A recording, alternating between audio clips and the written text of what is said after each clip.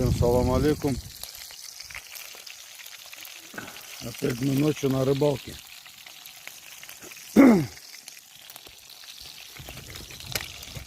По 50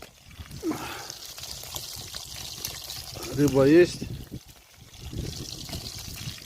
Ждем пока